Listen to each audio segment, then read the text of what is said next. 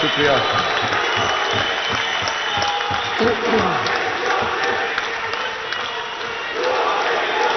بسم اللہ الرحمن الرحیم. بس ایاک نعبد و ایاک نستعین. سب سے پہلے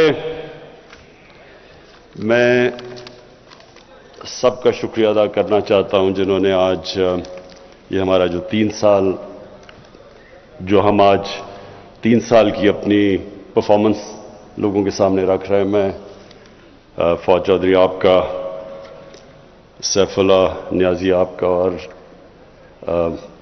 فاروق حبیب سب کا، یوتھ ونگ سب کا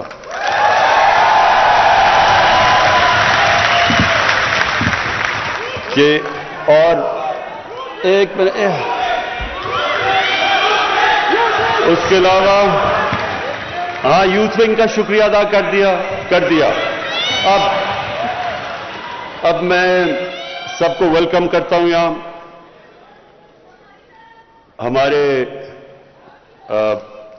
ہمارے منسٹرز، صوبائی اور فیڈرل منسٹرز اور ابھی جو الیکٹ ہوئے ہیں آزاد کشمیر کے پریزیڈنٹ، وہ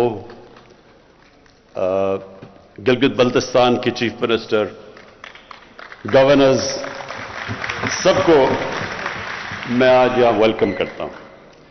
اچھا جی، اب میری یہاں ٹیم بیٹھی ہوئی ہے. میں ابھی فیصل جاوید کو دیکھ رہا تھا کہ یہ اتنا وہ دھرنا مس کرتا ہے کہ وہ جب مائک مل جائے وہ چھوڑتا ہی نہیں. اب مائک اس کو یاد آ جاتا ہے وہ. اور عمران اسماعیل اور پھر عطا اللہ خیل، عیسیٰ خیل بھی، ہم نے ساری کیمپین کی، جو کیمپین ہماری تھی وہ ساری مجھے یاد ہے عیسیٰ عطا اللہ کے ترانے کے اوپر.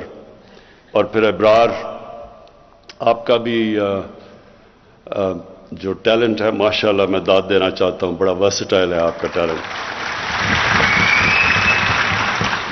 اور اب مجھے سمجھ نہیں آ رہی کہ میں اپنے گورنر عمران اسماعیل کو کس طرح اس کو داد دوں، کیونکہ اس میں اب پتہ نہیں پوٹینشیل یہ ترانوں کا زیادہ ہے یا اس کی گورنرشپ میں زیادہ ہے، لیکن اس کا زمان سب کو دینا چاہتا. اچھا جی، میں یہ 3 سالہ جو ہماری پرفارمنس ہے وہ آپ کے سامنے رکھنے سے پہلے میں ایک چیز، کیونکہ میں جو یوتھ ہے یہ ہمارا فیوچر ہے، ہماری زیادہ تر آبادی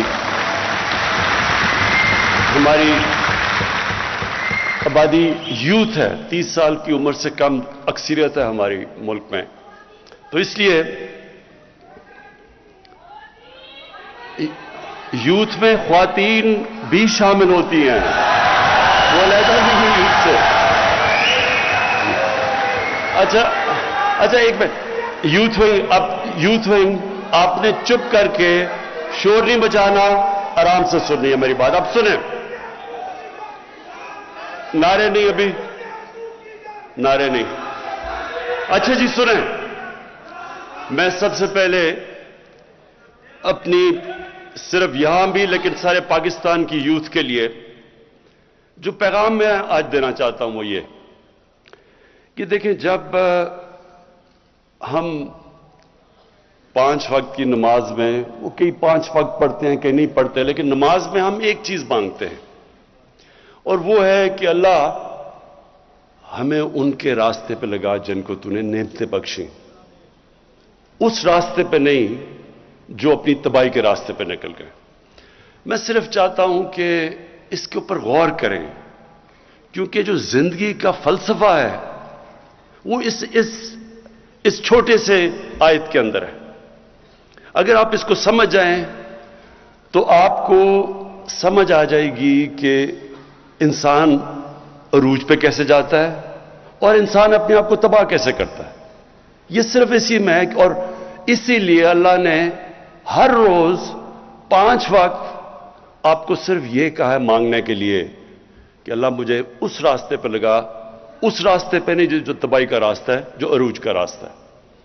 اور وہ جو عروج کا راستہ ہے وہ کس کا راستہ ہے؟ وہ سب سے اللہ کے محبوب سب سے عظیم انسان جو کبھی نہ اس طرح کا عظیم انسان آیا ہے اور نہ آئے گا، ہمارے نبی صلی اللہ علیہ وسلم. اب یہ سمجھنے کی بات ہے، جب اللہ ہمیں حکم دیتا ہے کہ ان کی زندگی سے سیکھو تو اللہ بے نیاز ہے. یہ صرف وہ ہماری بہتری کے لیے اللہ کہتا ہے. اگر ہم نے ایک عظیم انسان بننا ہے تو اللہ نے راستہ بتا دیا، اور اسی لیے یہ ضروری ہے کہ ہماری یوتھ کو، ہمارے بچوں کو، خاص طور پر آج کل کے زمانے میں بہت ضروری ہے اس چیز کا سمجھنا کہ ہم جب ان کے راستے پہ چلتے ہیں تو ہم اپنی عظمت کے راستے پہ جاتے ہیں. اور جب ابھی یہ ساری جو سٹرگل کی ویڈیوز دکھائی گئی ہیں کہ ہماری، اور واقعی بڑی لمبی سٹرگل ہے، 25 سال اور 22 سال پہلے اقتدار کے باہر، تو یہ میری انسپریشن کیا تھی سٹرگل کی؟ ایسے ایسے وقت تھے جب کہ 5-6 لوگ رہ گئے تھے جو ایکٹیو پارٹی میں رہ گئے تھے. ایک وقت ایسا تھا کہ پارٹی سکڑ کے 5-6 لوگوں کی رہ گئی تھی، باقی گھروں میں بیٹھ گئے تھے. اور اونچ نیچ آتی ہے، ہر تنظیم میں، انسان کی زندگی میں اونچ نیچ آتی ہے. اور وہ جو برا وقت تھا، اور جب لوگ مذاق اڑاتے تھے، مجھے کئی لوگوں نے کہا کہ جی ہمیں شرم آتی ہے، ہم جب گھر جاتے ہیں ہمارا مذاق اڑتا ہے کہ آپ تحریک انصاف میں ہیں. کئی میرے اپنے، بلکہ یہاں بھی 1-2 بیٹھے ہوں گے جن کو یاد ہوگا کہ وہ جب گھر جاتے تھے تو ان کی بیوی کیا کہتی تھی جب وہ کہتے تھے میں تحریک انصاف میں ہوں. تو یہ میری انسپریشن، سوچے نا، میں ایک انسان جس کو اللہ سب کچھ دے چکا تھا، بڑا نام تھا، کوئی کسی چیز کی کمی نہیں تھی، تو سوچے کہ مجھے یہ بار بار یہ سننا پڑتا تھا، مذاق اڑاتے تھے لوگ. کئی لوگ ویسے ہی کرکٹ کے دنوں میں میرے خلاف ہوئے تھے، کیونکہ وہ جیلسی ہوتی ہے نا، جو کامیاب انسان ہوتا ہے اسے لوگ جیلس ہوتے ہیں. تو وہ ان کو موقع مل گیا کہ اچھا جی اب تو یہ نیچے آیا تو اس کو برا بھلا کہو. دیکھیں، میں نے صرف ایک چیز پہ دیکھتا تھا کہ ہمارے نبی صلی اللہ علیہ وسلم، انہوں نے بھی بڑا مشکل وقت گزارا. اللہ کے حبیب تھے، انسان جس کو سب سے زیادہ اللہ پسند کرتے تھے. تو اگر اللہ ان کو 13 سال ان کی زندگی اگر آپ سٹڈی کریں تو کتنے مشکل وقت سے وہ گزرے تھے. کوئی ضرورت نہیں تھی ان کو، کامیاب تھے، وہ خوش تھے، کامیاب بزنس مین تھے، تاجر تھے، کوئی ان کو ضرورت نہیں تھی، سارے یہ عزت کرتے تھے، صادق اور امین تھے، فیصلے کرانے کے لیے سارے ان کے پاس جاتے تھے. تو ایک دم جب وہ رائے حق پہ آئے تو لوگوں نے مذاق اڑایا ان کا، کیا کیا نہیں کیا ان سے، اور وہ کتنی تکلیف سے گزرے. تو میں ہمیشہ ان کی زندگی سے سیکھتا تھا، کیونکہ ہمیں قرآن میں حکم تھا. اور یہ آپ سب کے لیے، اور میں خاص طور پہ اپنے یوتھ کے لیے کہنا چاہتا ہوں. دیکھیں، یہ جو 2 راستے ہیں کہ ان کے راستے پہ لگا جن کو نعمتیں بخشیں، تو کیا وہ نعمتوں کا راستہ آسان راستہ ہے؟ اگر آسان ہوتا تو سب سے زیادہ نعمتیں تو انہوں نے نبی صلی اللہ علیہ وسلم کو بخشی تھی، تو ان کا تو بڑا مشکل راستہ تھا.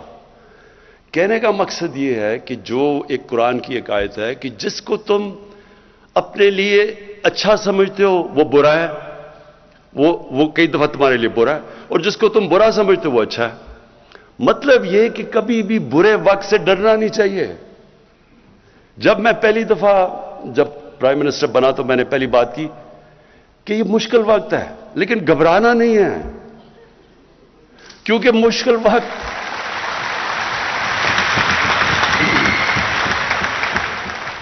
کیونکہ میں نے تو اپنی ساری زندگی مشکل وقت دیکھے ہیں. جب آپ سپورٹس کھیل رہے ہیں اور اوپر کوشش کر رہے ہیں کہ سارے ملک میں ٹاپ 11 کھلاڑیوں میں آؤ، پھر دنیا کا مقابلہ کرو، تو وہاں تو اونچ نیچ ہوتی ہے، ہار جیت ہوتی ہے.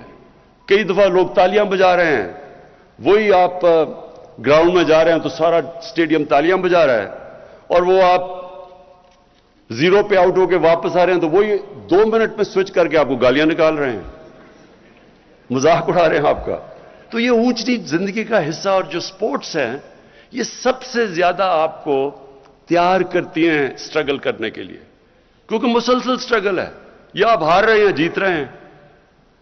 تو اس لیے جب پاکستان کے نوجوانوں یہ کبھی یہ نہ سمجھنا کہ زندگی آسانی سے ہو جائے گی۔ اگر آسان زندگی ہے تو اس کا مطلب کہ آپ زندگی میں آپ کی کوئی حیثیت نہیں ہے۔ جو بھی انسان رائے حق پہ کھڑا ہوتا ہے اس کو مشکلوں کا سامنا کرنا پڑتا ہے۔ جو بھی اللہ نے پیغمبر دنیا میں بھیجے وہ ساروں نے مشکلوں کا سامنا کیا، اور وہی آپ مانگتے ہیں وہ راستہ۔ لوگ چاہتے ہیں آسانیاں، لیکن راستہ مانگ رہے ہیں نعمتوں کا، جس کو اللہ نے نعمتیں بخشی ہیں۔ تو پہلے میں صرف آپ کو یہ تیاری کرنا چاہتا ہوں کہ دیکھیں، یہ کبھی نہ سمجھیں کہ جب مشکل وقت آتا تو رونا دھونا شروع کر دیں، اور مشکل وقت آیا کیوں؟ وہ تو اللہ کا ایک نظام ہے، اونچ نہیں۔ اور جب مشکل وقت آتا ہے، اگر آپ مشکل وقت کو صحیح طرح سمجھ لیں اور اینالائز کر لیں تو وہی آپ کا عروج کا راستہ بن جاتا ہے۔ جب ایک کھلاڑی، میں جب کرکٹ کھیلتا تھا میرے سے زیادہ ٹیلنٹڈ کھلاڑی تھے، لیکن میں ان سے آگے کیوں نکل گیا؟ کیونکہ جب میرا مشکل وقت آتا تھا، میں فیل ہوتا تھا، تو میں اس کا پورا تجزیہ کرتا تھا، رات کو سوتا نہیں تھا جب تک میں نے یہ نہ سمجھ لیا ہو اپنی ذہن میں کہ کیا میں نے غلطیاں کی۔ غلطیاں جب میں ٹھیک کرتا تھا تو میں پہلے سے بہتر ہو جاتا تھا۔ اور یہی ہے ایک ہی طریقہ اوپر جانے کا۔ کوئی بھی دنیا میں کسی نے آج تک بڑا کام نہیں کیا جو فیل نہیں ہوا۔ یہ کوئی ناممکن ہے کہ کوئی اٹھ کے ایک دم سیدھا ایک پرچی پکڑ کے اور لیڈر بن جائے، ایسے نہیں ہو سکتا۔ آپ کو جب تک ایک مشکل سٹرگل سے آپ نہیں گزرتے، کسی چیز میں آپ بڑا کام نہیں کر سکتے۔ کوئی بھی لیڈر آج تک شارٹ کٹ لے کے نہیں بنا۔ قائد اعظم کی سٹرگل دیکھیں، میں تو ایک لیڈر مانتا ہوں پاکستان کا، قائد اعظم، اور ان کی کبھی سٹرگل دیکھیں کتنی تھی، جس طرح انہوں نے سٹرگل کیا ہے، اور آخر میں جو بیماری کے اندر انہوں نے سٹرگل کیا ہے، اس لیے آج، اور اپنی ذات کے لیے نہیں کیا، ایک بڑے مقصد کے لیے کیا۔ تو آج تک اور جب تک پاکستان رہے گا لوگ قائد اعظم کو دعائیں دیں گے۔ تو اس لیے کوئی بھی آج دنیا میں لیڈر اٹھا دیں، وہ ایک سٹرگل کر کے اوپر آتا ہے، اور سٹرگل ہوتی ایسے ہے کہ جب آپ نیچے آتے ہیں آپ ہاتھ نہیں کھڑے کر دیتے، آپ دیکھتے ہیں کہ میں کیا غلطیاں کر رہا ہوں، پھر ان کے اوپر محنت کرتے ہیں، وہ غلطیاں دور کرتے ہیں، اور پھر پہلے سے زیادہ آپ اوپر چلے جاتے ہیں۔ تو اس لیے یہ جو 3 سال تھے ہمارے، بڑے مشکل سال گزرے ہیں۔ مشکل سال اس لیے گزرے کہ پہلے تو ملک کو بینکرپٹ کر کے چلے گئے۔ ملک میں جو ہمارے پاس پیسہ تھا، جو ہمارے ریزروز تھے، جو ہماری لائبلٹیز تھی، جو ہم نے باہر لوگوں کو قرضے لیے ہوئے تھے، پیسے دینے تھے، ہمارے پاس پیسے ہی نہیں تھے ان کو قسطیں واپس کرنے کی۔ ہم نے ڈیفالٹ کرنا نہیں تھا، ہم ڈیفالٹ کر رہے تھے پیمنٹس کے اوپر، کیونکہ ہمارے پاس فورن ایکسچینج ہی نہیں تھا۔ ہماری جتنا ہم نے باہر پیسے دینے تھے، ہمارے پاس اتنے ریزروز ہی نہیں تھے۔ تو تب ہم نے حکومت سنبھالی تھی۔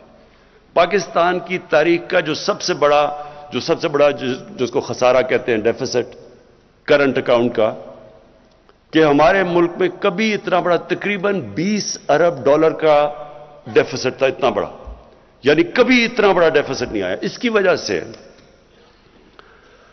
ہمیں اگر یہ نہ مدد کرتے ہماری سعودی عربیہ، UAE اور چائنا، اس وقت ہماری یہ نہ مدد کرتے، تو یہ جو مہنگائی اور جو مشکل وقت گزری ہماری قوم، وہ کچھ بھی نہیں ہے جو ہم نے گرنا تھا، کہ جس طرح روپے نے نیچے جانا تھا۔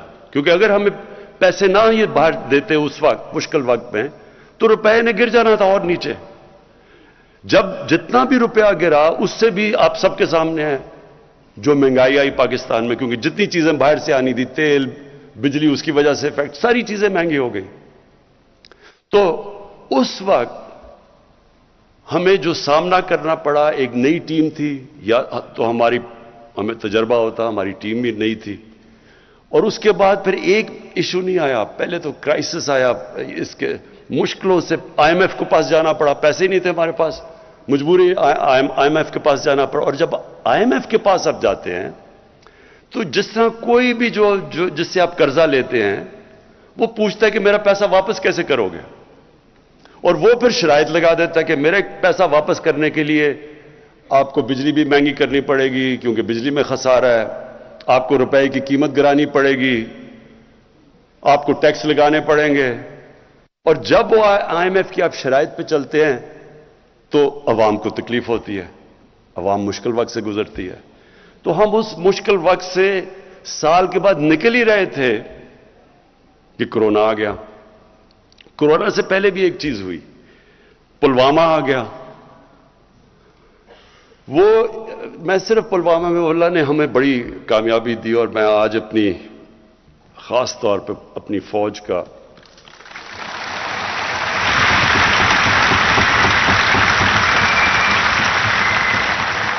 خاص طور پہ ان کا اس لیے شکریہ ان کا ادا کرتا ہوں, اللہ کا شکر کرتا ہوں کہ ہمارے پاس ایسی فوج اور ایئر فورس ہے. کیونکہ جب وہ فیصلہ کرنا تھا, اور بڑا ایک جب انہوں نے ہماری پاکستان میں آ کے رات کو وہ بمباری کی ان کے جہاز نے, تو اس وقت مجھے احساس ہوا کہ اگر ہمارے پاس اس طرح کی فوج نہ ہو جو ہمیں کانفیڈنس ہو کہ یہ ہمیں سیکیورٹی دے گی, تو کتنا ایک طاقتور, ایک بڑا ملک, 7 گنا زیادہ بڑا ملک, اس کے سامنے کیا کرے گی, ہماری عوام کیا کرے گی. تو ادھر احساس ہوتا ہے اپنی فوج کا. اور پھر مجھے یہ ان 3 سالوں میں جو سب سے زیادہ تکلیف ہوئی کہ جس طرح یہ جو مافیا ہے, انہوں نے ہماری فوج کے خلاف جو تقریریں کی, جو سٹیٹمنٹس دی. دیکھیں, میں نے بھی فوج کی تنقید کی ہوئی ہے ماضی کے اندر, میں نے بھی کی ہے. کوئی بھی ادارہ ہے, عدلیہ ہے, وہ بھی غلطیاں کرتی ہے, فوج بھی غلطیاں کرتی ہے, ہم پولیٹیشنز غلطیاں کرتے ہیں. لیکن یہ تو نہیں مقصد کہ آپ اپنی فوج کو برا بھلا کہنا شروع ہو جائے اور فوج کے پیچھے پڑ جائیں. اور فوج کے پیچھے اس لیے پڑے ہیں کہ آپ چاہ رہے ہیں کہ کسی طرح فوج گورنمنٹ کو گرا دے, یا اپنے آپ کو ڈیموکریٹس کہتے ہیں اور ان کے پیچھے پڑے ہوئے ہیں کہ ایک ڈیموکریٹک گورنمنٹ کو گرا دیں. تو اس لیے جو انہوں نے تنقید کی, اور باہر جو پوری ہمیں پتہ ہے کہ ہندوستان کی لابی پوری طرح کوشش میں ہے کہ پاکستانی فوج کو برا بھلا کہے, اس کے پیچھے پڑے. ابھی جو افغانستان میں ہو رہا ہے, پورا زور لگایا ہوا ہے کہ جی یہ طالبان صرف جیتے ہیں پاکستان کی فوج کی وجہ سے, اور پوری کیمپین چلی ہوئی ہے ہماری فوج کو ڈسکریڈٹ, اور اب سے نہیں دیر سے چل رہی ہے. اور یہاں بیٹھے ہوئے لوگ پورا انہوں نے محاذ بنایا ہوا ہے فوج کے خلاف. اور میں یہ آپ کو کہتا ہوں کہ مجھے میں نے ویلیو کیا اپنی فوج کو جب وہ پلوامہ ہوا, کہ ہمیں ایک کانفیڈنس تھا, اس لیے ہم دلیری سے ان کو کہہ سکتے تھے, نریندر مودی کو, کہ اگر تم نے کچھ کیا تو ہم تمہیں واپس جواب دیں گے. اگر ہماری فوج اگر نہ ہوتا یہ, تو خود سوچ لیں کہ میں نے پتہ نہیں کیا مشکل وقت گزرنا تھا. اچھا, اس کے بعد کرونا ہو گیا. اب کرونا کے اندر آپ لوگوں کو پوری طرح اندازہ نہیں ہے کہ وہ کتنا ہمارے لیے مشکل وقت تھا. ایک منٹ بس, اب آپ نے مجھے انٹرپٹ نہیں کرنا, اوکے؟ ساتھ والوں نے پکڑ کے اس کو باہر نکال دینا اگر کیا. اچھا سنیں ذرا,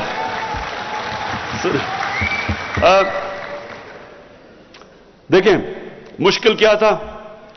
ہم دیکھ رہے تھے باہر, وہاں جناب اسپین کے اندر, اٹلی کے اندر, انگلینڈ کے اندر وہ ان کے ہاسپٹل بھرے ہوئے ہیں, لوگ سڑکوں پہ ہیں. ان کے یعنی جو ملک جن کے پاس ہمارے سے 30-40 گنا بڑا جی ڈی پی تھا, دولت تھی, وہاں ہم حالات دیکھ رہے تھے, اور وہ ساروں نے لاک ڈاؤن کیا ہوا تھا. پھر ادھر سے دیکھا جی نریندر مودی نے بھی لاک ڈاؤن کر دیا.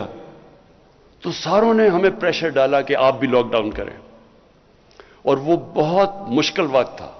ہاں لاک ڈاؤن تو کرنا چاہیے کہ اگر آپ کی یہ بیماری پھیل رہی ہے، ہمیں پتہ ہے کہ لاک ڈاؤن سے وہ رک جاتی ہے، وہ کم ہو جاتی ہے، پھیلتی کم ہے، لیکن ساتھ کہ ہمارے وہ لوگ جو دیہڑی دار تھے، جو غریب لوگ تھے، جو دن کو پیسہ بنا کے بچوں کو کھلاتے تھے، تو ان کو کیا بننا تھا؟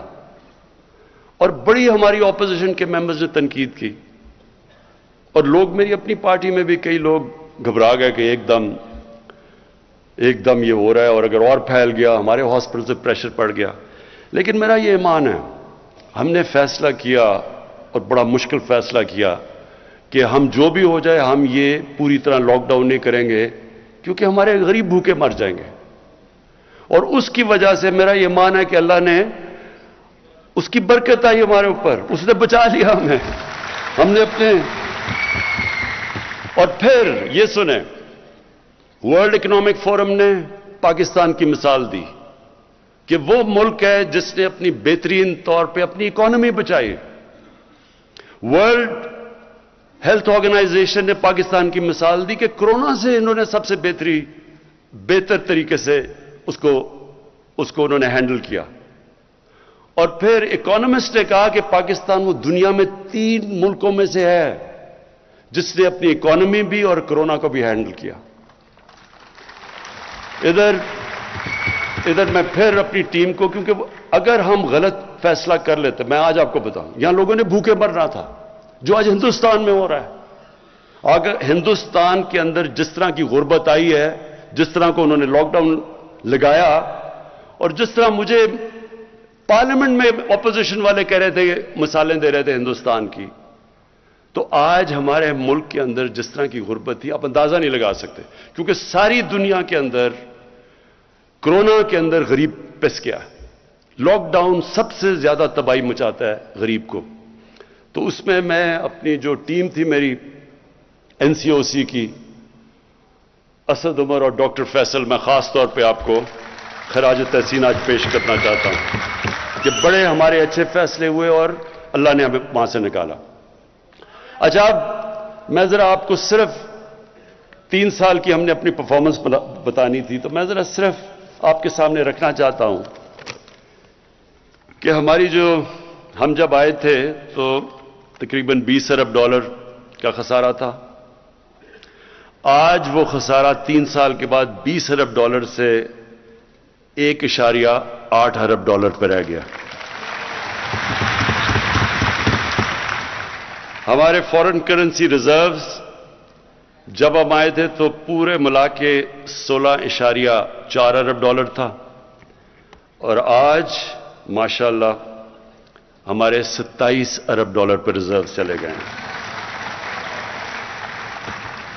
ہمارے جو ٹیکس کلیکشن تھی، یعنی کہ دیکھیں جب ایک گھر میں مثلا ایک گھر جب مقروض ہو جاتا ہے تو وہ کیا کرتا ہے؟ اس کو اپنے خرچے کم کرنے پڑتے ہیں اور اپنی آمدنی بڑھانی پڑتی ہے، اور کوئی طریقہ جب سے اللہ نے دنیا ایجاد کی ہے اس کے علاوہ کوئی طریقہ نہیں ہے اس میں سے نکلنے کا۔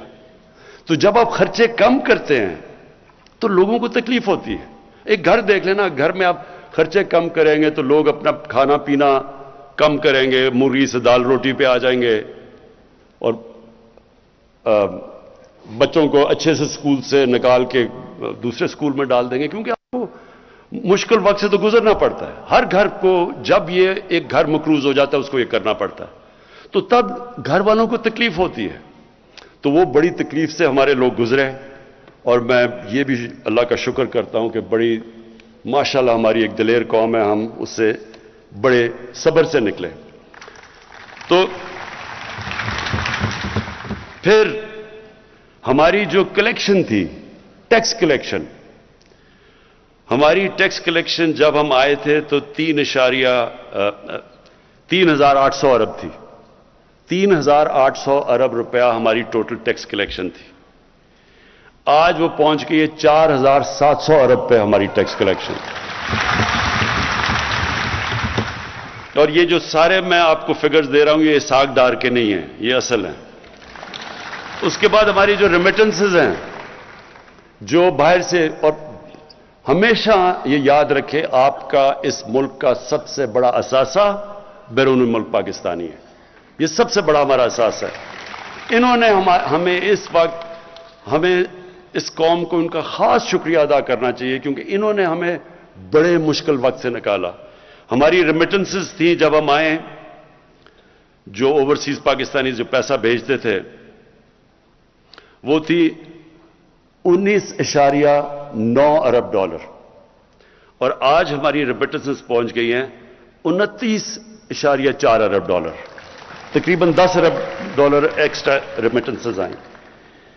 अच्छा, फिर जो हमारा, जिस वक्त हम बिल्कुल शुरू में आए तो जब खर्चे कम किए, हमारी इकॉनमी कमजोर हुई, बेरोजगार हो गए। आज देखें जरा हालात। आज हमारे जो इकॉनमी, जो इंडस्ट्री जो उठाती है इकॉनमी, उसमें जो इजाफा हुआ है वो 18% हुआ है। ये 10 साल के बाद हमारी इतनी तेजी से इंडस्ट्री ऊपर जा रही है, जिससे लोगों को रोजगार भी मिल रहा है। और हमारा जो कंस्ट्रक्शन का सेक्टर है, जो सबसे ज्यादा रोजगार देता है, उसमें सीमेंट 42% उसकी सेल्स बढ़ी है। हमारे जो एग्रीकल्चर है, 1100 अरब रुपया हमारा इजाफी किसानों के पास गया, इजाफी गया है। और उसके और वो नजर आता है कि रिकॉर्ड हमारी मोटरसाइकिलों की बिकी हैं, रिकॉर्ड ट्रैक्टर हमारे बिके हैं, और गाड़ियों की सेल 85% बढ़ गई है। टोयोटा ने अपनी सारी तारीख में इतनी गाड़ियां नहीं बेची जो आज बेची हैं। इसका मतलब कि लोगों के अंदर खुशहाली आ रही है। और फिर जो हमारे आने से, अब जो मैं दूसरी चीज कहना चाहता हूं कि हमारा आने में तीन चीजें, हमारा जो स्लोगन है कि इंसाफ, इंसानियत और खुददारी। तो इंसाफ के लिए, इंसाफ क्या है? इंसाफ का मतलब कानून की बालादस्ती, कानून की हुक्मरानी। मैं जरा सिर्फ आपको समझाता हूं कि इसमें मकसद, फर्क क्या होता है। जिधर कानून की हुक्मरानी होती है वहां सब कानून के सामने एक बराबर होते हैं। जब ताकत की हुक्मरानी होती है तो ताकतवर के लिए कानून और कमजोर के लिए दूसरा। मैं आपको एक मिसाल देता हूं जो पाकिस्तान में, अगर आपको आसानी से आप समझ जाएंगे कि असल में हमारा मुल्क का सबसे बड़ा मसला क्या रहा है, और वो है कि यहां रूल ऑफ लॉ, कानून की हुक्मरानी नहीं हुई। आसिफ जरदारी 88 से लेकर 90 तक पीपल्स पार्टी की हुकूमत पावर में थी।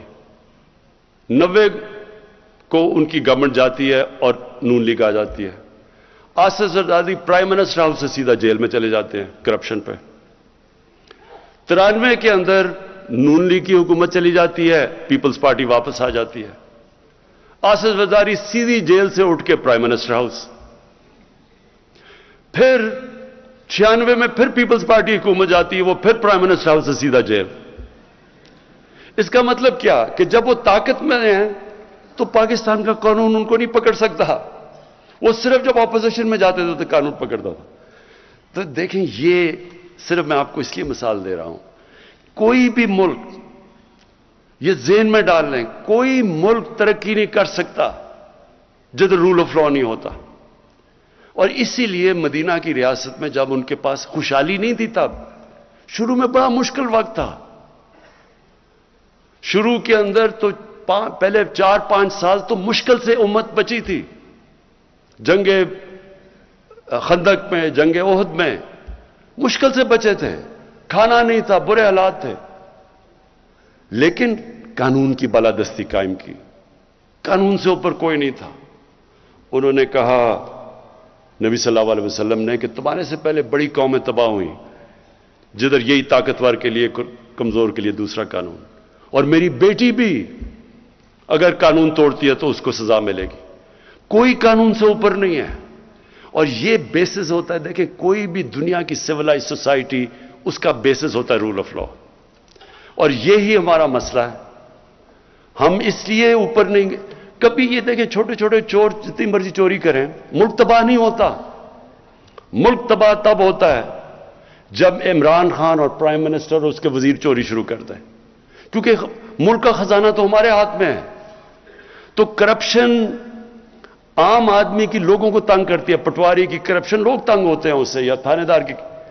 लेकिन मुल्क जो तबाह होता है जब उसके ताकतवर, उसके प्राइम मिनिस्टर, वजीर, जब वो चोरी शुरू करते हैं। इसलिए सारी दुनिया में आज डेवलपिंग वर्ल्ड, जिसको डेवलपिंग वर्ल्ड, गरीब मुल्क जो हैं, उनके अंदर एक ही मसला है, ताकतवर कानून से ऊपर है। एक फैक्ट आई रिपोर्ट मैं बार बार मिसाल देता हूं क्योंकि यूनाइटेड नेशंस के सेक्रेटरी जनरल ने, उसने एक पैनल अपने नीचे बिठाई और उन्होंने कहा बताओ कि ये अमीर और गरीब मुल्कों में इतना फासला क्यों बढ़ता जा रहा है। तो फैक्ट आई पैनल की जो रिपोर्ट है उसने ये कहा कि हर साल गरीब मुल्कों से, डेवलपिंग वर्ल्ड से 1000 अरब डॉलर चोरी होके जाता है अमीर मुल्कों में और ऑफशोर अकाउंट्स में और मेफेयर की तरह फ्लैट्स में हर साल। ये ऐसे है, मैं आपको एक और मिसाल देता हूं। जब अंग्रेज हिंदुस्तान में आया तो औरंगजेब के जाने के बाद हिंदुस्तान का जो सालाना आमदनी थी, जिसको जीडीपी कहते हैं, वो 24% थी दुनिया की जीडीपी। दुनिया का सबसे अमीर खित्ता था ये। और बंगाल मुगलों का सबसे अमीर प्रोविंस था। अंग्रेज ने शुरू किया बंगाल से और उसने जब 200 साल हुकूमत करके गया तो बंगाल सबसे गरीब सूबा हो गया अंग्रेजों का। और हिंदुस्तान का जो जीडीपी था वो रह गया 3% और बरतानिया का जीडीपी चला गया 24%। क्या हुआ? यहां से सारी दौलत चोरी होकर उनके पास चली गई। ये गरीब हो गया, वो अमीर हो गया। यही आज हो रहा है दुनिया में। डेवलपिंग वर्ल्ड क्यों फासले बढ़ते जा रहे हैं?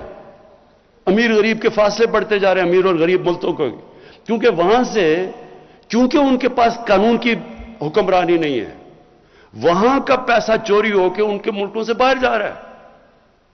वो फासले, वो मुल्क गरीब हो रहे हैं। वो जो पैसा खर्च होना है तालीम पे, सेहत पे, इंफ्रास्ट्रक्चर पे, वो चोरी होकर बाहर चला जाता है। और जब वो डॉलर लेके बाहर भेजते हैं तो आपकी करेंसी कमजोर हो जाती है। क्योंकि यहां से अंदाजा, एक रिपोर्ट थी 10 साल पहले कि 10 अरब डॉलर हर साल यहां से चोरी होकर, मनी लॉन्ड्रिंग होकर बाहर जाता है। तो वो अगर 10 अरब डॉलर ना आप रोक लें तो हमें आईएमएफ से कर्जा ही ना लेना पड़े। तो ये जो हमारा मसला नहीं, ये सारी डेवलपिंग वर्ल्ड का मसला है। इसलिए ये जो रूल ऑफ लॉ है, ताकतवर को कानून के नीचे लाना, ये एक जिहाद है। अल्लाह कुरान में कहता है कि मेरी जमीन में इंसाफ कायम करो। ये हमारा फर्ज है। और इसलिए ये है असल में जंग जो 3 साल में हमने सबसे ज्यादा लड़ी है। जो इब्रार ने बताया कि जी मायूसी फैला देते हैं, ये कौन मायूसी फैला रहा है? ये वो माफियाज हैं। वो माफियाज हैं जो चाहते हैं कि गवर्नमेंट फेल हो, क्योंकि वो पुराना जमाना फिर आ जाए जिधर लूटमार शुरू है। उनकी पूरी कोशिश है कि आपकी ये तहरीक इंसाफ की हुकूमत कामयाब ना हो और हमारी जो कोलिशन गवर्नमेंट है, क्योंकि वो चाहते नहीं हैं, क्योंकि उनके लिए आसान, यहां से मुल्क से पैसा निकाला, बाहर ले गए, बाहर बड़े बड़े घर और प्रॉपर्टीज ले ली। तो मैं सिर्फ अब आपको, हम जब आए हैं, जरा मैं आपको बताऊं कि फर्क क्या पड़ा है, क्या फर्क पड़ा है कि हमारे आने से पहले। अब मैं जरा 2 आपको फिगर्स देता हूं। पंजाब की पहले बताता हूं कि पंजाब की एंटी करप्शन, इन्होंने नून लीग के 10 सालों में जो टोटल पैसा एंटी करप्शन ने रिकवर किया था वो 2.5 अरब रुपया था। हमारे सिर्फ अभी 3 सालों में पंजाब की एंटी करप्शन ने 450 अरब रुपया अब तक रिकवर कर चुके हैं। यही नैब थी, यही कानून थे नैब के। नैब ने अपने 18 सालों में, हमारे आने से पहले 18 सालों में जो पूरा अब तक पैसा उन्होंने रिकवर किया था वो 290 अरब रुपया था। और हमारे 3 सालों में उन्होंने 519 अरब रुपया रिकवर कर चुके हैं। और इसलिए आप देखते हैं बड़ा शोर मचा हुआ है। अच्छा जी, दूसरी चीज जो हमारा दूसरा कोशिश है हमारा जो मंशूर है वो है इंसानियत। इंसानियत का मतलब ये कि बजाय एक स्टेट जो सिर्फ कानून बनते हैं, जिसको एलीट कैप्चर कहते हैं, सारे कानून, सारी बिजनेस, सारे फायदे एक छोटे से तबके को, अमीर अमीर होता जाता है, गरीब गरीब होता जाता है। यह हमारी पहली गवर्नमेंट है जिसने फैसला किया कि हम नीचे से लोगों को ऊपर उठाएंगे। और यह हम किधर, यह मदीना की रियासत का असूल था। पहली दफा फ्लाई रियासत दुनिया की तारीख में मदीना में बनाई गई थी। तो हम उसी पे चल रहे हैं और हमने वो प्रोग्राम्स किए हैं जो पाकिस्तान की तारीख में किसी ने नहीं किए। दो प्रोग्राम्स खास तौर पे, एक है हमारा एहसास का प्रोग्राम। हमारा जो एहसास का प्रोग्राम है, इससे पहले 110 अरब रुपया सिर्फ दिया जाता था निचले लोगों की मदद करने के लिए, गरीब लोगों की। उससे हमने 260 अरब पे ले गए हैं। 110 से 260 अरब पे हमारा चला गया। हमने जो एहसास पे, जब कोरोना हुआ तो जो पैसा खर्च किया हमने एहसास पे, वर्ल्ड बैंक ने रेट किया, जो सारी दुनिया में पैसे खर्च कर रहे थे ना कोरोना के दौरान, तो वर्ल्ड बैंक ने जो हमारी रेटिंग दी हमारे एहसास के प्रोग्राम को, वो सारी दुनिया में नंबर 3 पे पाकिस्तान था कि सबसे बेहतरीन, शिफाफ और एफिशिएंट तरीके से हमने पैसे बांटे। और एहसास प्रोग्राम के अंदर और भी खास तौर पे मैं, जो हमारी कोशिश है कि अपनी औरतों को हम उठाएं। हमारी औरतें खास तौर पे जो गरीब इलाकों में हैं, जो देहातों में हैं, इनको हमारी पूरी कोशिश उठाने की। और इनको बेहतरीन तरीका उठाने का क्या है? तालीम देना। एहसास प्रोग्राम के अंदर हमने जो स्कूलों के अंदर स्कॉलरशिप्स रखी हैं बच्चियों के लिए, वो बच्चों से ज्यादा है, लड़कों से ज्यादा है। और जो हमने अंडर ग्रेजुएट स्कॉलरशिप्स दी हैं, वो औरतों को भी 50% है और लड़कों को भी, स्टूडेंट्स को भी, मेल को भी 50% है। कोशिश क्या है? देखिए, मैं ये टीवी प्रोग्राम देखता हूं, ये आजकल ये जो अफगानिस्तान के ऊपर प्रोग्राम्स हो रहे हैं, यूरोप, सारी दुनिया मगरब में, कि जी वो अफगानिस्तान की औरतों की बड़ी बुरी, उनको सबको फिक्र पड़ी अफगानिस्तान की औरतों की। वो जी पता नहीं तालिबान क्या कर देंगे औरतों को। कभी दुनिया की तारीख में कभी किसी ने बाहर से आके किसी मुल्क की औरतों को हुकूक दिलवाए आज तक? कभी कोई दिलवा सका है? मुझे एक दुनिया में, मैं एक तारीख का तालिब इल्म हूं, मुझे कोई दुनिया में यह बता दें कि जी बाहर से किसी ने मुल्क में आके तो किसी और मुल्क की औरतों को हुकूक दिलवा दिए। औरतें खुद हुकूक दिलवाती हैं। हमारी औरतों में ताकत है अपने हक को, अपने हुकूक लेने के लिए। हमने सिर्फ उनको तालीम देनी है, हमने एम्पावर करना है तालीम दे के। औरतें खुद अपने हुकूक, जो इंग्लैंड में या हुकूक या जो वेस्ट में दिलवाए थे, वो क्या किसी ने फतह करके दिलवाए थे उनको हुकूक? उनकी अपनी मूवमेंट थी, औरतों की मूवमेंट थी, सफ्रेजेट्स थी। उन्होंने बड़ी मेहनत करके अपने हुकूक लिए हैं। तो हमारी औरतों के पास, हमने सिर्फ उनको तालीम देनी है और इसके ऊपर हमारी गवर्नमेंट का सबसे ज्यादा जोर है। उसके अलावा भी हमने इनकी कई चीजें, जो गरीब इलाकों में औरतें उनके लिए मुश्किल है, मसलन हमने एक सक्सेशन सर्टिफिकेट्स निकाले हैं।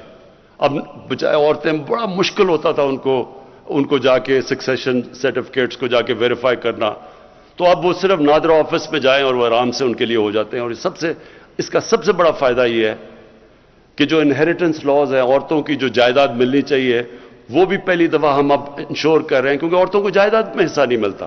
वो भी इंशाल्लाह हम पूरी तरह उस पर जोर लगा रहे हैं। अच्छा जी, अब जो सबसे बड़ा हमारा इसके साथ साथ एहसास के साथ प्रोग्राम चलने वाला है, वो कामयाब पाकिस्तान है। इसकी हम पूरी डिटेल्स काम कर रहे हैं। बहुत बड़ा प्रोग्राम है। इसमें जो हमारी 40 लाख निचले गरीब खानदान हैं, उनके लिए हम 4 चीजें करने लगे हैं। सबसे पहले उनको कर्जे, सूद के बगैर उनको कर्जे देंगे। हर गरीब खानदान में, ये 40 लाख गरीब खानदान है सबसे नीचे, हर गरीब खानदान को, सब उनमें से एक फर्द को सूद के बगैर कर्जा। उसके बाद एक फर्द को टेक्निकल एजुकेशन, تاکہ وہ ہنر سیکھ سکیں. ہیلتھ کارڈ، ہیلتھ انشورنس، یعنی کہ ایک غریب گھر میں، وہ تو ہم پنجاب میں پختونخوا میں تو وہ کر چکے ہیں، پنجاب میں انشاءاللہ سال کے اینڈ تک سب کو ہیلتھ کارڈ مل جائے گا، ہیلتھ انشورنس.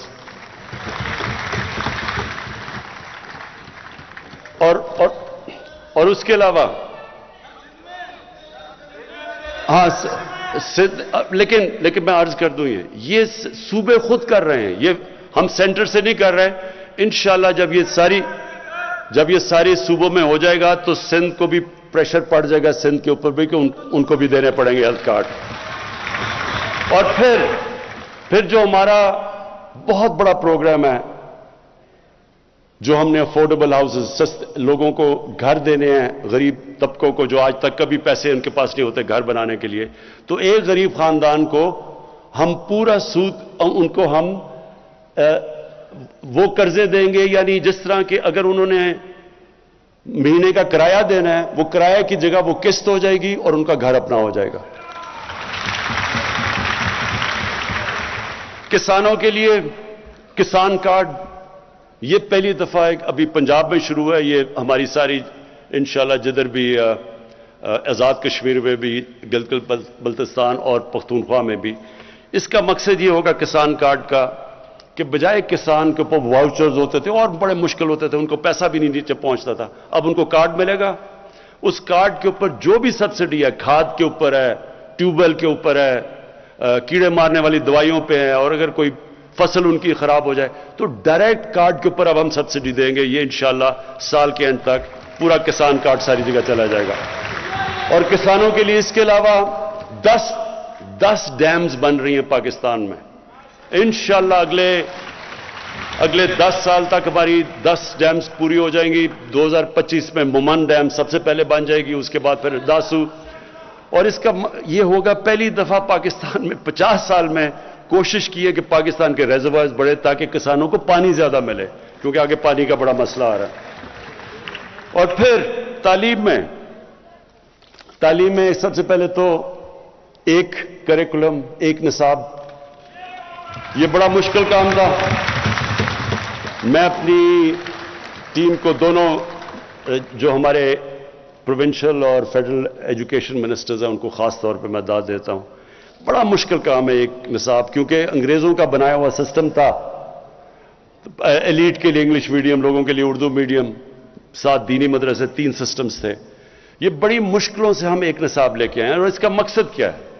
اس کا مقصد یہ ہے کہ عام لوگوں کو جن کو موقع ہی نہیں ملتا اوپر آنے کو، کیونکہ ان کو انگریزی نہیں آتی، تو ان کو انگریزی بھی سکھائی جائے، اور دوسری طرف جو انگلش میڈیم ہے وہ بالکل ایک علیحدہ ہی قوم نہ بن جائے، وہ ان کے اندر بھی پاکستانیت ڈالیں. اور ساتھ ساتھ جو سب سے بڑی چیز انشاءاللہ اگلے 5 مہینے میں ہو جائے گا، 8، 9 اور 10 میں کلاسز میں ہم ایک سیرت نبی کا پورا ایک کورس شروع کر رہے ہیں.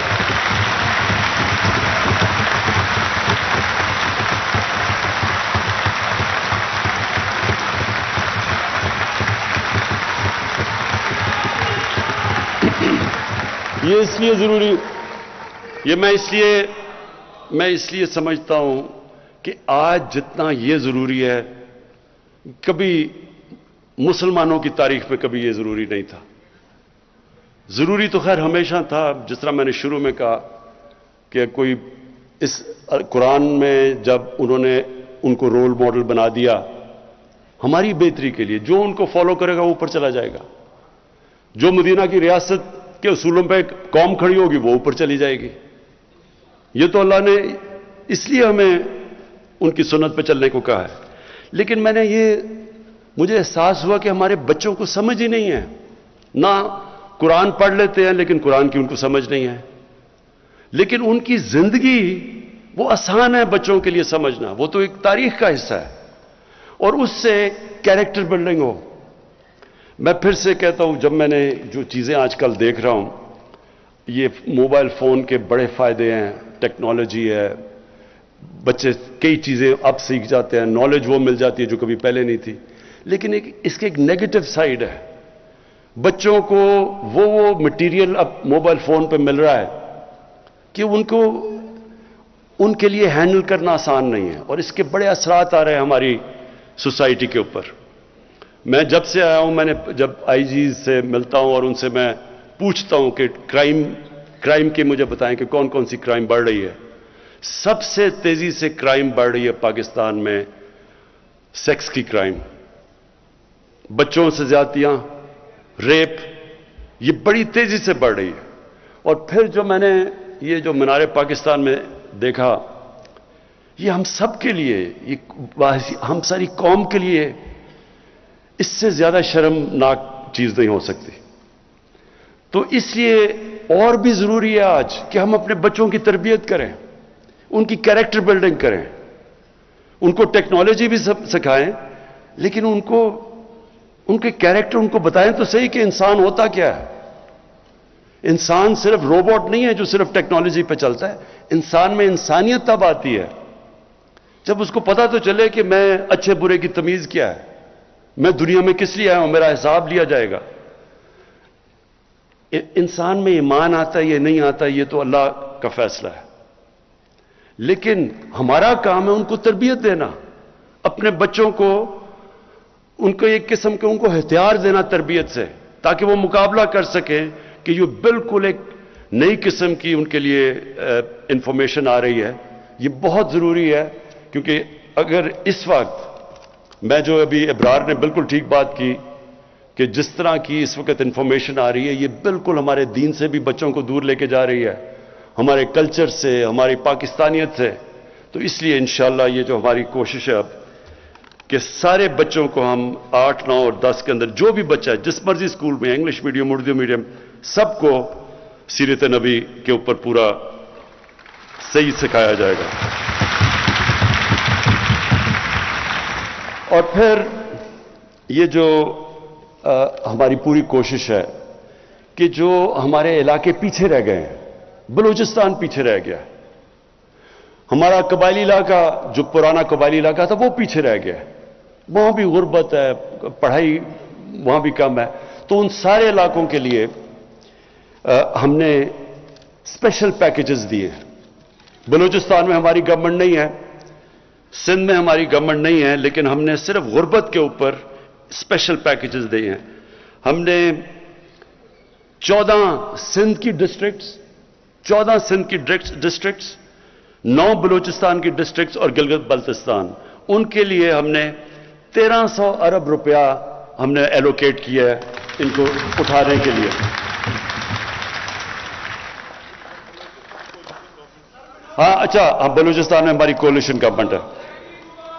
अच्छा, अब मैं आखिरी चीज पे आ रहा हूं और ये बड़ा जरूरी है आप सबके लिए कि देखिए, मैं पाकिस्तान की पहली, सुने, चुप करके सुने, पाकिस्तान की पहली जनरेशन हूं।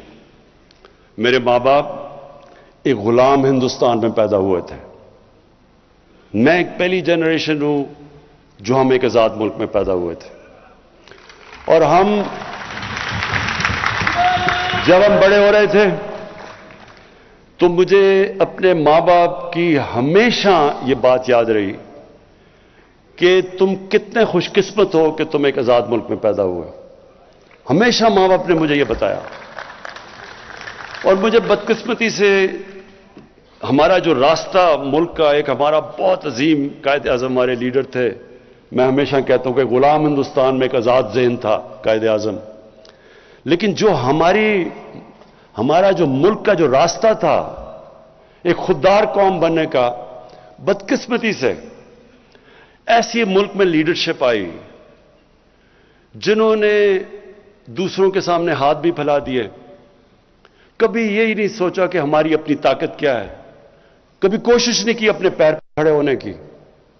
जब भी एक आदमी, एक इंसान, अल्लाह ने हमें बनाया ऐसा है कि जब हम अपने कोई वसाकियां पकड़ लेते हैं या किसी के ऊपर डिपेंड करते हैं तो हम अपनी ताकत नहीं पहचानते।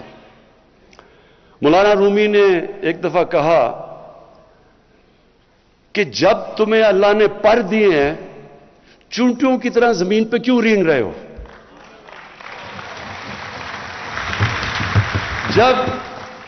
हम अपनी ताकत ही नहीं पहचानते और हम लोगों के सामने हाथ फैला देते हैं, हम अपनी इज्जत और वकार खो बैठते हैं। कभी कोई इंसान किसी दूसरे इंसान की इज्जत नहीं करता जो दूसरे इंसान के सामने हाथ फैलाता है। और मैं ये 3 सालों के अंदर जो सबसे मुश्किल मुझे चीज लगी वो ये कि हमारे मुल्क के माशी हालात इतने बुरे थे तो कि मुझे दूसरे मुल्कों के सामने उनके पास जाके मांगना पड़ा, कर्जे मांगने पड़े। और मैं आपको यकीन दिलाता हूं ये सबसे मुश्किल चीज है, क्योंकि जो मर्जी आप कर ले, जी मेरा दोस्त है, आप दोस्त तो छोड़ें, आप अपने मां बाप से भी तीसरी दफा पैसे मांगने जाएं तो देखिए मां बाप भी थोड़े बदल जाते हैं आपकी तरफ, आपके भाई बहन बदल जाते हैं। ये अल्लाह के सामने हाथ फैलाओ, अल्लाह खुश होता है आपसे। इंसानों के सामने हाथ फैलाओ, वो आप नीचे गिर जाते हैं उसके सामने। इसलिए हमने ये बड़ा गलत रास्ता ये जो चुना, इसकी वजह से हमने कभी कोशिश ही नहीं की अपना पोटेंशियल कि कितना अजीम, कितना बड़ा तोहफा दिया अल्लाह ने। हर किस्म की चीज है पाकिस्तान में। मैं आपको यह बता दूं, जिस शोबे में हम एग्रीकल्चर पे, अपनी ज़राअत पे जोर डालेंगे उस पे पाकिस्तान उठ सकता है, उसके ऊपर भी कभी तवज्जो नहीं दी। इस मुल्क में जितने मिनरल्स दिए हैं, जो मदनियात हैं, उसके ऊपर भी कभी तवज्जो नहीं दी, क्योंकि सिर्फ बाहर हाथ फैलाए हुए कि एड आती रहे या हम इंपोर्ट करते रहे। सोचा ही नहीं कि इस मुल्क में क्या क्या है। अल्लाह जो टूरिज्म है, मैं आपको सिर्फ बताऊं क्योंकि मैं दुनिया में फिरा हुआ, टूरिज्म में सिर्फ पाकिस्तान इतना पैसा बना सकता है कि अपने कर्जे उतार सकता है, सिर्फ टूरिज्म पे। कभी किसी ने तवज्जो ही नहीं दी क्योंकि छुट्टियां उनकी लंदन में थी। किसी को क्या पता कि यहां पाकिस्तान में क्या पोटेंशियल है।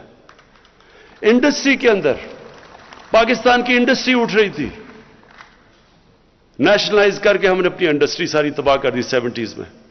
हमारे बैंकर्स दुनिया के अंदर, BCCI दुनिया के अंदर 14-15 नंबर पर बैंक पहुंच गया था, यहीं से लोग उठे हुए थे।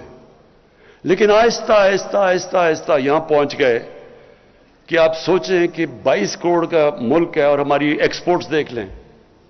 पिछले 5 साल में, जो उनके पिछले वाले नून लीग के 5 साल थे, एक्सपोर्ट्स बढ़ी नहीं। जो 5 साल पहले थी उनके, वो एंड तक उतनी एक्सपोर्ट्स थी।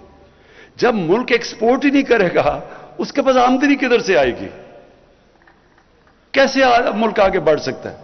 और इस मुल्क में कोशिश ही नहीं की गई इंडस्ट्रियलाइज करने की, डी इंडस्ट्रियल। अभी जो आपने पीछे देखा होगा कि फैसलाबाद में लोगों ने अपनी टेक्सटाइल मिल्स को चेंज करके हाउसिंग सोसाइटी बनानी शुरू कर दी। हमारी टेक्सटाइल इंडस्ट्री जो मेन थी वो नीचे चली गई। तो इस वक्त जो हमारा मुल्क जिस रास्ते पे है, इंशाल्लाह पहली दफा एक्सपोर्ट्स हमारी बढ़ रही हैं। हमारा रेमिटेंसेस जो हमारा ओवरसीज पाकिस्तानी, ये याद रखें, सबसे बड़ा असासा बैठा हुआ है। अभी तो हमने उनको पूरी तरह मुल्क में माहौल ही नहीं पैदा किया कि वो यहां के इन्वेस्टमेंट करें, लेकिन वो माहौल पैदा हो रहा है। ईज ऑफ डूइंग बिजनेस में 28 प्लेस पाकिस्तान ऊपर चला गया है, यानी आसानियां पैदा कर रहे हैं हम बाहर इन्वेस्टर्स के लिए। तो इंशाल्लाह, और बिजनेस कॉन्फिडेंस, अभी सिर्फ जो ओवरसीज पाकिस्तानी चैम्बर ने जो सर्वे किया है, पाकिस्तान में तकरीबन 100%, 108% एक साल के अंदर बिजनेस कॉन्फिडेंस ऊपर गया है, कि यानी कि पाकिस्तान के हालात बिजनेस के लिए बेहतर हो गए। तो मैं आप बात करना चाहता, देखें, इस मुल्क को हमने अपने पैर पे खड़ा करना है। हमने जो फैसला किया, जब हमने कहा कि हम कोई अपने मुल्क को इस्तेमाल आगे से नहीं होने देंगे। पहले हमने अमेरिका के साथ शामिल हुए, हम उनके फ्रंट लाइन स्टेट बने, अफगानिस्तान में जहाद लड़ी, पैसे उन्होंने दिए, जहादी हमने ट्रेन किए। जैसी रूसी वहां से सोवियत यूनियन छोड़ के गई अफगानिस्तान, वो भी चले गए अमेरिकी, और हमारे ऊपर सैंक्शंस लगा दी। उसके बाद 9/11 आया, उनको फिर हमारी जरूरत पड़ गई। अफगानिस्तान में उन्होंने जंग लड़नी थी, उन्होंने फिर पाकिस्तान को कहा कि जी हमारी तुम्हें जरूरत है। मेरी तरह के लोगों ने कहा कि हमें इस जंग में शिरकत नहीं करनी चाहिए, ये हमारी जंग नहीं है। ہمیں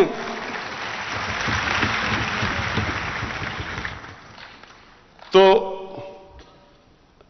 جارج بش نے یہ نومبر 2001 میں اس نے کہا جب اسے ضرورت تھی ہماری کہ اس باری ہم پاکستان کو نہیں بھولیں گے, ہم ابینڈن نہیں کریں گے اس باری پاکستان کو. لو جی امریکہ کی جنگ میں شامل ہو گئے, کہا جی ہماری جنگ ہے, پیسے ان سے لے رہے ہیں, جنگ ہماری ہے, ہم ان کی مدد کر رہے ہیں اور وہی بمباری کر رہے ہیں ہمارے پہ. 480 ڈرون اٹیکس کیے ہیں پاکستان کے اوپر. کبھی دنیا کی تاریخ میں یہ نہیں ہوا کہ ایک ملک کو اپنے ہی اعلائے بمباری کر رہا ہے, یہ کبھی دنیا میں نہیں ہوا. وہ لوگ جو بیچارے مرتے تھے ڈرون اٹیکس میں, وہ سارے بدلہ لیتے تھے پاکستان سے, ہماری فوج سے. ہمارے ادھر فوجی بھی شہید ہو رہے ہیں, ہمارے بم دھماکے ہو رہے ہیں. 70 سے 80 ہزار لوگوں کی ہم قربانی دے گی کسی اور کی جنگ لڑ کے, اور اس کے بعد وہی ہمیں کہنا شروع ہو گیا کہ نہیں جی آپ کی وجہ سے ہم افغانستان میں کامیاب نہیں ہوئے. تو اس سے ہمیں کیا سبق ملتا ہے؟ کبھی ہم نے اپنے آپ کو کسی سے استعمال ہونے نہیں دینا. کبھی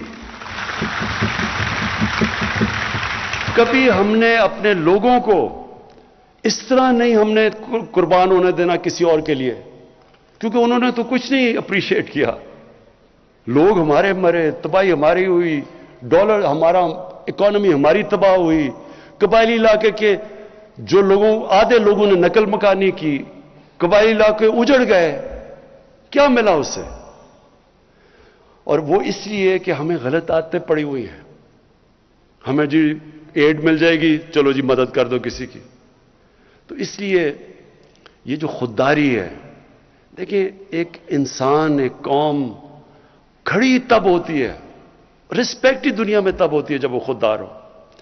تو ہماری فورن پالیسی اب ایسی ہے کہ ہم نے کوئی کسی کے ساتھ, ہم نے امن میں شرکت کریں گے, کسی کی جنگ میں ہم نے شرکت نہیں کرنی.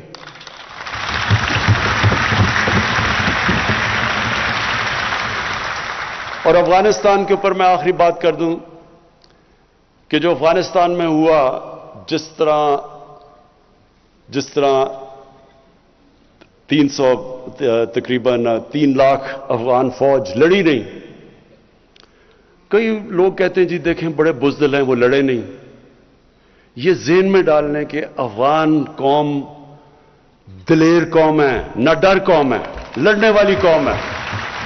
اگر وہ نہ ہوتی تو 10 لاکھ افغانیوں نے شہادت دی تھی روسیوں کے خلاف. کوئی قوم اس طرح نہیں لڑی جس طرح انہوں نے اپنی آزادی کے لیے لڑا ہے. تو سوچنے والی بات یہ ہے کہ کیوں یہ قوم نہیں لڑی, کیوں ان کی فوج نہیں لڑی. تھوڑے طالبان تو 70,000 تھے, 3 لاکھ یہ کی فوج تھی, ایئر فورس ان کے ساتھ, جدید ہتھیار ان کے پاس, ٹینکس ان کے پاس, کیوں نہیں لڑی؟ اور اسی کے اندر پتہ ہے کہ کیوں طالبان جیتے. وہ کیوں نہیں لڑے؟ وہ اس لیے نہیں لڑے کہ کرپٹ گورنمنٹ کے لیے, جو ایک کرپٹ گورنمنٹ ہے اس کے لیے کوئی نہیں لڑتا.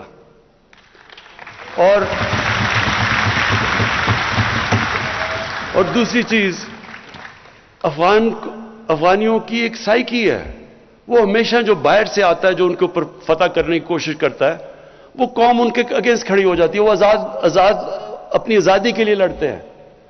تو وہ کبھی بھی کسی ایک گورنمنٹ جو باہر سے امریکی اس کو بیک کر رہے ہیں, انہوں نے اس کے لیے نہیں لڑنا تھا. جس طرح سوویت یونین, انہوں نے جب پوری کوشش کی افغانستان پہ قبضہ کرنے کے لیے, وہ فیل ہو گئے, اس لیے کہ وہ لوگ آزادی چاہتے ہیں. اور اب جو حالات ہیں افغانستان میں, ہماری پوری کوشش ہونی چاہیے, اور میں دنیا کی کمیونٹی کو کہتا ہوں, پوری کوشش ہونی چاہیے کہ افغانستان کی اس وقت ان کی گورنمنٹ کی مدد کریں. جو طالبان ہیں انہوں نے کیا چیزیں کہی؟ انہوں نے کہا کہ ہم سب کو شامل کریں گے. یہ بڑی زبردست چیز ہے. یہی تو چاہ رہے تھے دعا کے اندر جو ٹاکس تھی, اس میں کیا چاہ رہے تھے طالبان سے کہ انکلوسیو گورنمنٹ ہو. وہ مان گئے ہیں. ہیومن رائٹس ہے, وہ کہتے ہیں ہاں ہیومن رائٹس. ایمنسٹی انہوں نے سب کو معاف کر دیا ہے, اور انہوں نے کہا کہ ہم اپنی زمین استعمال نہیں ہونے دیں گے دہشت گردی کے لیے. یہی دنیا چاہتی تھی. تو جب انہوں نے یہ کہہ دیا ہے تو یہ کیا مطلب کہ نہیں جی وہ آگے پتہ نہیں اپنی زبان پہ کھڑے ہوں گے یا نہیں ہوں گے؟ بھئی جب نہیں ہوں گے تب دیکھیں، ابھی کیوں شروع ہو گئے ہیں؟ ابھی تو آپ کریں ان کی مدد تاکہ وہ افغانستان میں امن ہو۔ سب سے زیادہ دنیا کو کیا کرنا چاہیے؟ پوری کوشش کرنی چاہیے کہ افغانستان میں امن ہو۔ 40 سال سے وہاں انتشار ہے، ان کے لوگوں نے کتنی مشکلوں کا سامنا کیا ہے۔ اب وقت آ گیا کہ دنیا مدد کرے امن لانے کے لیے وہاں، اور وہ کوشش کرے۔ اگر طالبان کوشش کر رہے ہیں سب کو شامل کر کے وہ امن کی بات کر رہے ہیں تو ان کی مدد کریں۔ میں اپنی ٹیم کو اس کا شکریہ ادا کرتا ہوں، اپنے سارے ایلائز جنہوں نے ہمارے ساتھ 3 سال گزارے ہیں، کیو لیگ کا، ہماری بیپ پارٹی کا، اپنی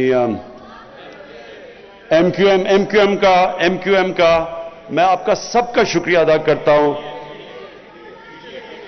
جی ڈی اے کا سب کا، اپنے سارے ایلائز کا شکریہ ادا کرتا ہوں جس طرح آپ نے ہمارے ساتھ کرا ہے۔ شکریہ۔